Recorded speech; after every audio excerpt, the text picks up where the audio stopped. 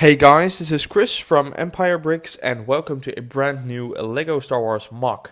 Today I want to show you my LEGO Star Wars Droid Platoon attack craft, and this is actually something that I have finished a little while ago, a few weeks by now, but I didn't want to do a video until I had two of them and perfected the design and all. So here it is. If you follow me on Instagram, you might have seen something already, but in a video I can just show some more detail on this pretty cool MOC. So I have two by now, but this is actually my version of something that I would have liked to see as an actual Lego set. Just a droid carrier with a ton of droids that actually function. So let's take a close-up look. Now this whole build has only 246 pieces, but it's really sturdy. The whole thing works very well. It holds together. The only thing that could have been a bit sturdier is the mechanism, but I'll show you that in a second.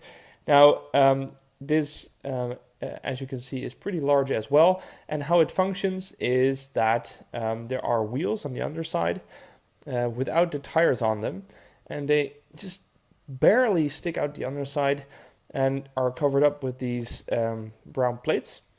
So you can put it on the ground. It looks like it's hovering, but it's not, and you can actually pretty easily drive it around. Now this is something that I have seen in some Lego sets, mainly the Han Solo speeder from the Solo movie has a similar mechanism, and I think it's the First Order snow speeder that has something like this as well, but it's a little bit higher off the ground. So I just took a look at how to make it hover, and I think it looks pretty well. I also went for the original Trade Federation color scheme, so I might do a recolor someday for the Clone Wars, make this a Clone Wars version. I think I kind of captured the look and feel of this thing matching to the official Lego sets MTTs. So the brown and these discs on the back and front, and it kind of gives you the look like this is a stretched out MTT with open sides or something. So moving on, this droid carrier can hold, let's see, it's 4, 8, 16, am I correct? 32 droids, so 64 between the two carriers together, and it holds one pilot droid. You could even push in maybe one commando droid or something, or have some on the top over here.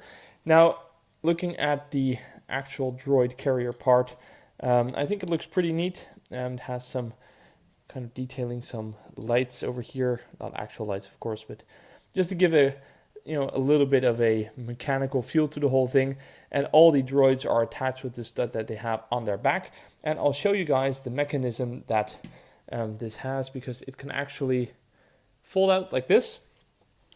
Now you can see that this still holds pretty sturdily, and the way this works is by this lift arm, which has a 3 long Technic pin over here with friction, so it doesn't fall off too easily.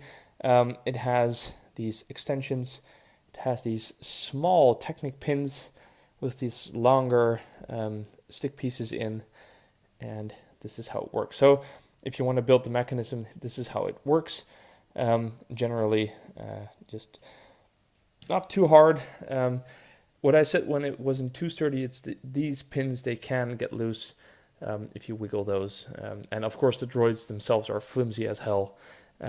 So yeah, I mean, they get loose from the rack kind of easily, but if you attach everything correctly, it works just fine.